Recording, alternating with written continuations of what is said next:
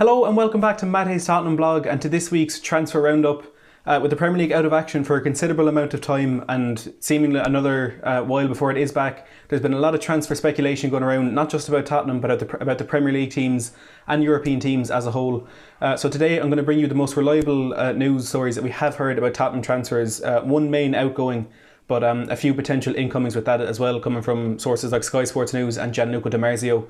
So the players I'm going to be talking about today, the departure is unsurprisingly Tanguy Ndombele. There's been a lot of speculation about him in the last week or so, and the incomings I'm going to be discussing are Samuel Umtiti and Nelson Semedo, who are potentially coming as part of a swap deal for Ndombele, but also Geoffrey Kondogbia, Kalidou Koulibaly and Thomas Meunier. So before I get into this video, if you do enjoy it and you want more content like this, please don't forget to hit that like button down below and click that subscribe button as well, and click the notification bell so you get notified whenever I upload.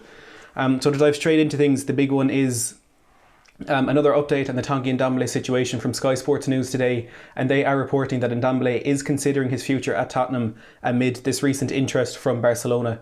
Now, it was Sky who reported last week, followed by a number of other sources, that Barcelona have actually made an offer for Ndombele, and that is they've offered two players, Samuel Umtiti and Nelson Semedo, as part of a part swap deal, so there may be a bit of cash coming our way as well, if that offer is to be accepted. Now, from what Sky Sports have said today, as Ndombele, he is considering his future, but he doesn't have any problems with Tottenham as a club or Jose Mourinho personally, despite some varying reports over the last few weeks. Seems to be a bit of a rift between Mourinho and Ndombele, even before the season did come to a quick finish. Part of the reasons is he's quite upset that he was singled out and criticised after that game against Burnley. We know Mourinho was very vocal in his press conference talking about Ndombele and his shortcomings in that game, but also he's just unsettled after a generally difficult start at the club. You know, he kind of hit the ground running in the first couple of games, but as much of the squad did before towards the end of Pochettino's tenure, he really fell away. He's had a lot of problems with injuries, again something Mourinho has been vocal about, but he's also had problems with his general fitness. I think that has plagued him in his career before. When he was back in Germany, I forget what team, or back in France, I forget what team it was, but he was actually, they sold him because of his fitness issues, and perhaps that is something that is coming back to haunt him again.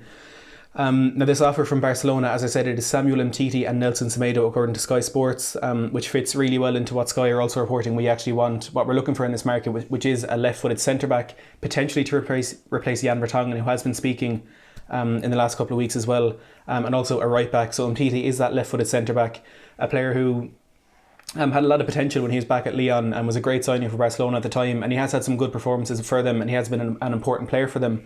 But he's kind of fallen to the wayside a bit with injuries and a few fitness problems as well. And players like Clement Lenglet and Gerard Piqué have become the more important centre-backs for them. And Nelson Semedo, a right-back, again, similar, very exciting player before, made the move to Barcelona, but just has failed to live up to expectations, the really high expectations that are at the Camp Nou. And he's kind of struggling to get into the team at the moment. He's been shifted to left-back a bit, has had some good performances there. But the main choices in full-back at the moment for Barcelona are Sergio Roberto on the right and Jordi Alba on the left.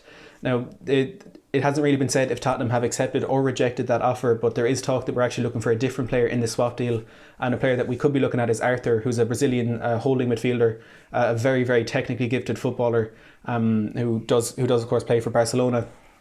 Now, the only potential problems with that is Jose Mourinho could be looking for a more physical defensive midfielder if it is to be a deal, especially one that would see Ndombele go the other way. He'd want, I suppose, an immediate replacement for that. Even if we are to go for Arthur, if that is something Mourinho will be interested in, it's unlikely that Barcelona would be willing to accept that deal, because in some other negotiations, Barcelona are looking to sign Lautaro Martinez from Inter Milan. And again, with this whole pandemic going on at the moment, the finances just don't seem to be there for these moves to go ahead. Barcelona have offered some players there. Nelson Semedo is one of them. And Inter Milan came back. Antonio Conte asked for Arthur in a swap deal, but Barcelona said no. They're not willing to let him go at the moment. So even if Arthur is a player that Mourinho would potentially like to pursue in this swap deal, it is unlikely that Barcelona will go for that. But in the last couple of years, we have seen from Barcelona they are willing to negotiate with these things. Looking back, when they were trying to sign Neymar from PSG the summer before last, there was a lot of players put in there, a lot of swap players that they were willing to let go. So hopefully they could be open to negotiations for this one. And I'm not saying I would like to see Tanguy Ndombele go, but he hasn't really lived up to the expectations we've seen. And if we can get him out and bring in a replacement for him, and also a defensive player, maybe even two defensive players to shore up some other problems as well, it might be a sacrifice we'd have to make in order to kind of balance the team out a bit better. Now, speaking of those potential physical defensive midfielders, Mourinho may want to sign a player whose name just keeps cropping up in the last couple of years is Geoffrey Kondogbia. He's a French holding midfielder who plays for Valencia at the moment. We've been interested in him for quite a while, and Sky Sports News reported back in May that the interest is still there, and he is a player that we could potentially pursue in the summer. Now, there's our chief scout, Steve Hitchen, who has been keeping tabs on Kondogbia for quite a while. It was actually back in 2017 when Kondogbia was with Inter Milan that Hitchen first started scouting him and keeping tabs on him. He was there being looked at potentially as a replacement for Moussa Dembele, but perhaps we explored other avenues with that one and ended up with Tanguy Ndombele. But since Hitchen has been looking at him, he's had a loan spell at Valencia and subsequently completed a £20 million transfer to them. He's been doing quite well over in the La Liga. But again, that is another player Tottenham could be looking at, and potentially revisiting one from the January transfer window, Pierre-Emile Højbjerg, the Southampton holding midfielder, Danish midfielder. He's someone we did make a late move for in the January window. Because of how late we moved for him, it was really unlikely anything would ever happen there. He's of course a crucial player for Southampton in their fight against relegation this season, but it was said way back in January, start of February, from a number of sources including Sky and Football.London, that is a one that we'd revisit this summer. So there are certainly a lot of options there for that one. If it is to be, even if we don't get Arthur or a defensive midfielder in that Ndombele swap, there are other avenues that we could explore. Players like Kondogbia, Højbjerg, and another player that has been mentioned quite a bit is Calvin Phillips. Had an exceptional season for Leeds this season, looking like they will get promoted if the season does come back. But he is certainly a player that a lot of teams in England will be looking at. But I think we will see a lot of movement in this one in the summer with regards to defensive midfielders potentially leaving and coming to the club. Now the second one, this is a big bit of news that came out yesterday. It's a story that has been kind of bubbling under the surface for a couple of months, but finally we've had it from a reliable source yesterday that Kalidou Koulibaly could potentially be joining Tottenham this summer. Now there's Gianluca Di Marzio, who is a tier 1 reporter, especially when it comes to Italian transfers, was talking about this on Sky Sports yesterday. He was taking part in a transfer Q&A with Kave Solikol and Darmesh Sheth, and he was asked about Tottenham's main transfer targets for this summer, and he said Napoli's Kalidou Koulibaly could be one of their most important targets. There's a very good feeling between his agents and the Tottenham chairman. There's a very good feeling in both camps that something could potentially materialise with this deal this summer. Again, with regards to everything that's going on in the world right now, whether the finances will be there, it remains to be seen, but this is a deal that could potentially go ahead. Speaking about this from Napoli's side of things, he said last summer they signed Kostas Manolas from Roma, I think it was, and more recently they signed Amir Rahmani from Verona, two centre-backs that are fairly similar in style to Koulibaly, but nowhere near the quality that the Senegalese defender does have. They've basically, what he's saying is Napoli have in the last 12 to 18 months prepared for his departure to some extent, and even with Koulibaly this season, he hasn't had his best year for them. So if there ever is a time for him to leave Napoli, now could be the best time. He's 28 years of age, as I said, from Senegal. As a defender, probably getting into the prime of his career, just before his fitness starts to decline. He's there when he's very experienced, very fit, around the age, I suppose, that Alderweireld and Vertonghen did peak for us.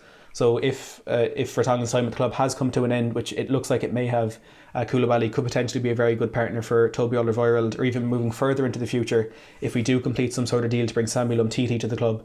The two of them could definitely be a very good defensive partnership. The only potential worry in this one is that Everton are also interested in Koulibaly. Everton, I suppose, kind of gone under the radar a bit as a team that do have a lot of money and have spent a lot of money on transfers in recent years. There's really good links there between Koulibaly and Everton's manager, who is of course Carlo Ancelotti, who left Napoli earlier in the season. So if it is a question of Everton or Tottenham, from Koulibaly's point of view, whether Carlo Ancelotti may be a deciding factor in that for him, but also with Napoli in their negotiations, they may give a bit of leeway to Carlo Ancelotti. He may prioritise his needs in this as they do try to get Koulibaly out. But Di Marzio said basically it's looking very likely there's a high percentage chance that Koulibaly will end up in the Premier League, if not this summer, in the next 12 or so months. Now, another player is Thomas Meunier. This one not coming from as reliable sources as Koulibaly and the two Barcelona players, but a number of reports around Europe have suggested that Thomas Meunier has actually been has received a phone call from Jose Mourinho and has been very much convinced that Tottenham could be the best place for him to join next. He's a Belgian right back, plays, as I said, with PSG at the moment. A very talented footballer, one who's a mainstay in both the PSG and Belgian national team. And he's a very exciting player. And right back, which has been a problem position for us in the last 2 seasons at least, with Aurier and Kieran Trippier underperforming in his last season at the club. Meunier could be a great signing for us. I think we also have to look at the relations, I suppose, between Tottenham and PSG. In the last 2 or 3 years, we've signed Lucas Moura and Serge Aurier from them. We wouldn't say they've been the best signings that we've had, but we've gotten them for decent prices. They've been decent negotiations, haven't taken too long. And I think that could potentially be a good signing for us if anything does materialise there.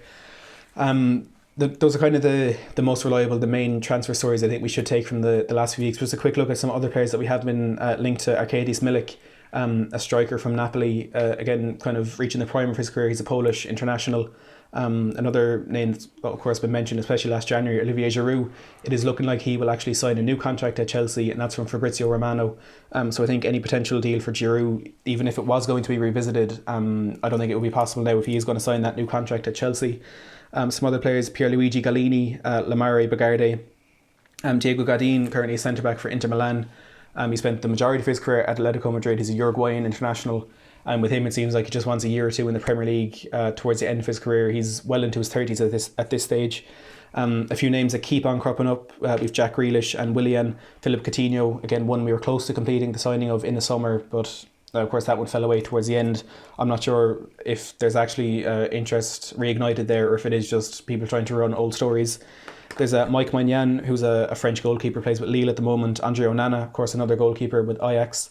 It does seem as though interest in those may have faded because Mourinho has decided maybe to go with Hugo Lloris for another year. Ruben Diaz, a young central defender for Benfica. Yanis Hadji, Raul Jimenez, the Wolves striker. One that I haven't actually noticed at all, Dejan Lovren, potentially been linked with him. Of course, Calvin Phillips from Leeds. Marcel Sabitzer, who we know too well from that Champions League defeat to RB Leipzig. Erling Braut Haaland, not one I can see anything happening with there. Luka Jovic, again, another name that was quite prevalent in January. Marc Cucurella, Eberechi Eze, the youngster from QPR. There could potentially be something there. And finally, Tomas Strakosha, who's a goalkeeper. I think he's Albanian, plays with Lazio at the moment. So, look, there's no doubt there's a whole lot going on with these transfer rumours for Tottenham. As always, you have to take each and every one of them with a pinch of salt. But the ones that I've gone through there in detail are the ones that I do think are the most likely to come to something over the next couple of months, if not only if the transfer window goes ahead, but if the potential for any deals is actually there. But look, make sure to leave down in the comments below what you think about all these deals, what ones you'd like to see go ahead, what ones you think would maybe be best for the club to stay away from. If you have enjoyed this video, please don't forget to give it a big thumbs up and subscribe to the channel if you want more content like this. And as always, thanks for watching.